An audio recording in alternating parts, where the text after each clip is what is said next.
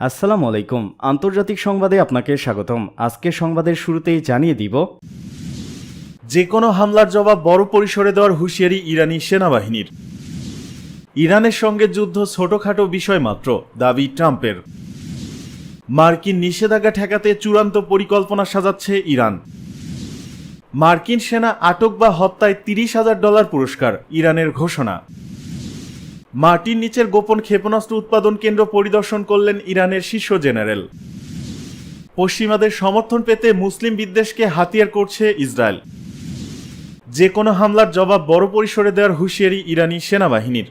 ইরানের ওপর যে কোনো হামলার জবাব আগের চেয়ে আরও বড় পরিসরে দেওয়ার হুঁশিয়ারি দিয়েছেন দেশটির সেনাবাহিনীর মুখপাত্র ব্রিগেডিয়ার জেনারেল মোহাম্মদ আকরামিনিয়া। ইরানের রাষ্ট্রীয় গণমাধ্যমের বরাত দিয়ে এক প্রতিবেদনে তথ্য জানিয়েছে কাতার ভিত্তিক সংবাদ মাধ্যম আল জাজিরা। প্রতিবেদনে বলা হয়েছে, সাম্প্রতিক যুদ্ধগুলোর অভিজ্ঞতা থেকে শিক্ষা নিয়ে ইরান তার সামরিক কৌশলে পরিবর্তন আনছে। আগে দেশটির সামরিক নীতি মূলত প্রতিরক্ষামূলক ছিল, এখন তা ধীরে ধীরে আক্রমণাত্মক অবস্থানের দিকে যাচ্ছে। তবে আকরামিনিয়া স্পষ্ট করে বলেন, এর অর্থ এই নয় যে ইরান শত্রুর বিরুদ্ধে আগাম হামলা চালাবে। তিনি বলেন, আমাদের উপর কোনো আগ্রাসন হলে আমরা সঙ্গে সঙ্গে এর জবাব দেব এবং সেই জবাব হামলার চেয়েও বড় পরিসরে হবে। আকরামিনিয়া জানান, আগের লড়াই ক্ষতিগ্রস্ত সামরিক ব্যবস্থা মেরামত করা হয়েছে এবং নতুন কিছু সামরিক সরঞ্জামও বাহিনীতে যুক্ত করা হয়েছে। তিনি বলেন, শত্রু আবার কোনো ভুল হিসাব করলে আগের চেয়েও ভয়াবহ জবাব দেওয়ার জন্য আমরা প্রস্তুতি নিচ্ছি। তিনি আরও জানান, সামরিক বাহিনীর নেতৃত্ব কাঠামোয় সাম্প্রতিক পরিবর্তনের লক্ষ্য হল দ্রুত সিদ্ধান্ত নেওয়া এবং আরও দ্রুত সামরিক প্রতিক্রিয়া জানানো।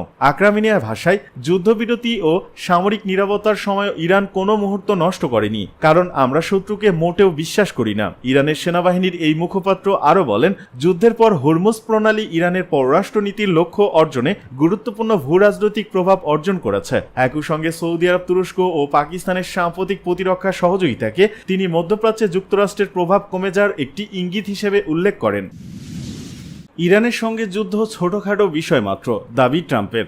মার্কিন প্রেসিডেন্ট ডোনাল্ড ট্রাম্প ইরানের সঙ্গে চলমান সংঘাতকে একটি ছোটখাটো বিষয় মাত্র হিসেবে উল্লেখ করেছেন। পাশাপাশি যুক্তরাষ্ট্রে মূল্যস্ফীতির জন্য ডেমোক্রেটদের উপর দায় চাপিয়ে তিনি আশ্বাস দিয়েছেন যে জ্বালানি তেলের দাম খুব শীঘ্রই কমে আসবে। সাউথ ক্যারোলিনায় সিনেটর ডার্লিন গ্রাহামের এক নির্বাচনী প্রচার অভিযানে অংশ নিয়ে ট্রাম্প এসব কথা বলেন। উপস্থিত জনতার উদ্দেশ্যে তিনি বেশ হালকা সুরেই বলেন, আজ শুক্রবার রাত, আমাদের হাতে তো যথেষ্ট সময় আছে, তাই না? আমার আর কাজই বা কি? ফিরে গিয়ে কি ইরানে আরও একটু বোমাবর্ষণ করব? মার্কিন নিউজ চ্যানেল সিএনএস শনিবার এক প্রতিবেদনে এই খবর জানিয়েছে। এদিকে বর্তমানে বিশ্বজুড়ে জ্বালানি তেলের বাজারে অনিশ্চয়তা দেখা দিয়েছে। যুক্তরাষ্ট্রের জাতীয় পর্যায়ে প্রতি গ্যালন পেট্রোলের দাম গড়ে বেড়ে দাঁড়িয়েছে $4.11, যা গত বছরের তুলনায় প্রায় $1 বেশি। বিশ্লেষকরা বলছেন, চলমান যুদ্ধ ও বৈশ্বিক রপ্তানি নিষেধাজ্ঞার কারণে তেল শোধনাগারগুলো মারাত্মক সংকটে পড়েছে। ফলে বিশ্ব অর্থনীতির জন্য প্রয়োজনীয় গ্যাসোলিন, জেট ফুয়েল ও ডিজেল উৎপাদন ও সরবরাহ ব্যবস্থা ব্যাপকভাবে ব্যাহত হচ্ছে। এদিকে মার্কিন নিষেধাজ্ঞা ঠেকাতে চূড়ান্ত পরিকল্পনা সাজাচ্ছে ইরান। ইরানের বিরুদ্ধে ইতিহাসের সবচেয়ে কঠোর অর্থনৈতিক নিষেধাজ্ঞা আরোপের হুমকি দিয়েছে যুক্তরাষ্ট্র। ওয়াশিংটনের এ পদক্ষেপের বিরুদ্ধে কঠোর অবস্থান নিয়েছে তেহরান। ইরান নতুন মার্কিন নিষেধাজ্ঞার প্রস্তাবকে অবৈধ ও অমানবিক আখ্যা দিয়ে বলেছে, এ ধরনের পদক্ষেপ শুধু ইরানের ওপর নয়, বৈশ্বিক অর্থনীতিতেও নেতিবাচক প্রভাব ফেলবে। একই সঙ্গে নিষেধাজ্ঞা মোকাবেলায় প্রস্তুতি নেওয়ার কথা জানিয়েছে দেশটির শীর্ষ নেতৃত্ব। অন্যদিকে চীন, যুক্তরাষ্ট্র ও ইরানের মধ্যে সংলাপের আহ্বান জানিয়েছে। বেইজিং বলেছে, সামরিক শক্তি ও চাপ প্রয়োগের কৌশল পরিস্থিতি আরো অবনতি ঘটাবে এবং তা কোনো পক্ষের স্বার্থই রক্ষা করবে না। এদিকে যুদ্ধের অবসানে সমঝোতার পথ খোলা রাখার কথা বলেছেন ইরানের প্রেসিডেন্ট মাসুদ পেজেশকিয়ান। তবে তিনি সতর্ক করে বলেছেন, ইরান কোনোভাবেই বুলিং এর কাছে নত হবে না। ইরানের পররাষ্ট্র মন্ত্রণালয় নতুন মার্কিন অর্থনৈতিক নিষেধাজ্ঞার হুমকির নিন্দা জানিয়েছে। ইরানের পররাষ্ট্রমন্ত্রী আব্বাস আরেকজি বলেছেন, প্রস্তাবিত নিষেধাজ্ঞাগুলো অবৈধ ও অমানবিক। তার ভাষ্য, এ ধরনের পদক্ষেপ শুধু ইরানকে চাপের মুখে ফেলবে না, বৈশ্বিক অর্থনীতির জন্য হুমকি তৈরি করবে। মার্কিন নিষেধাজ্ঞা হুমকির মধ্যে যুক্তরাষ্ট্র ও ইরানের মধ্যে আলোচনার আহ্বান জানিয়েছে চীন। চীনের পররাষ্ট্র মন্ত্রণালয়ের মুখপাত্র লিন জিয়ান বলেছেন, আন্তর্জাতিক আইন ও জাতিসংঘ নিরাপত্তা পরিষদের অনুমোদন ছাড়া একতরফা নিষেধাজ্ঞার বিরোধিতা করে বেইজিং। শুক্রবার বেইজিংয়ে নিয়মিত সংবাদ সম্মেলনে লিন বলেন, নিষেধাজ্ঞা ও চাপ প্রয়োগ কোনো সমস্যার সমাধান করবে না। সংশ্লিষ্ট সব পক্ষকে রাজনৈতিক ও কূটনৈতিক উপায়ে উত্তেজনা মোকাবেলার আহ্বান জানান তিনি। এর আগে এক বিবৃতিতে লিন বলেন, সামরিক শক্তি ও চাপ প্রয়োগের কৌশল কেবল উত্তেজনা বাড়াবে,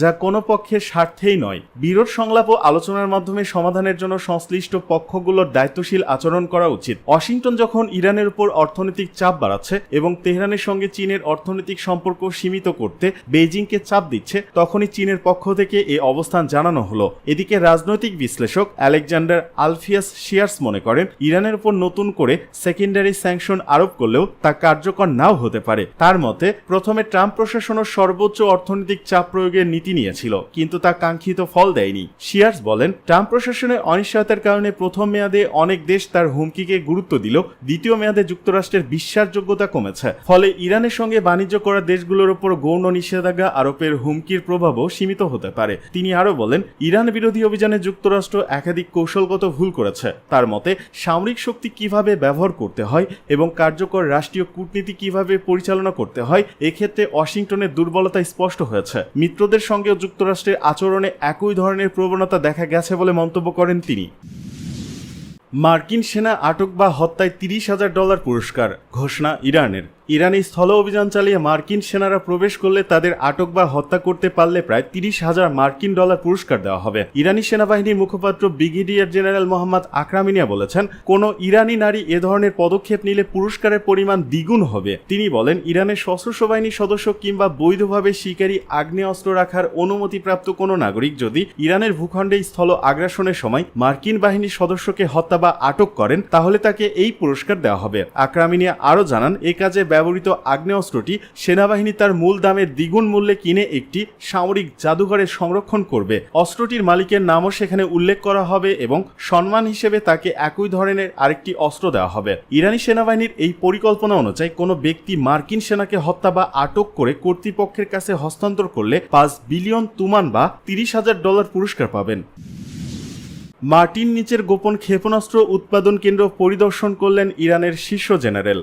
ইরানের মাটির গভীরে তৈরি হচ্ছে অত্যাধুনিক ব্যালিস্টিক ক্ষেপণাস্ত্র ও আত্মঘাতী ড্রোন। তেমনই এক গোপন সামরিক উৎপাদন কেন্দ্র পরিদর্শন করেছেন ইরানের সশস্ত্র বাহিনীর প্রধান মেজর জেনারেল আলী আবদুল্লাহি। শনিবার দেশটির সরকারি বার্তা সংস্থার বরাতে জানা যায়, পরিদর্শনের সময় তিনি কঠোর হুঁশিয়ারি উচ্চারণ করে বলেন, শত্রুপক্ষের জানা উচিত তারা একটি জাতির ইচ্ছাশক্তির বিরুদ্ধে লড়াই করে জিততে পারবে না। ইরানের মেজার নিউজ এজেন্সির প্রতিবেদন অনুযায়ী দেশটির প্রতিরক্ষা মন্ত্রী ব্রিগেডিয়ার জেনারেল ইবনে রেজার উপস্থিতিতে জেনারেল আবদুল্লাহি ভূগর্ভস্থ কারখানাটি ঘুরে দেখেন।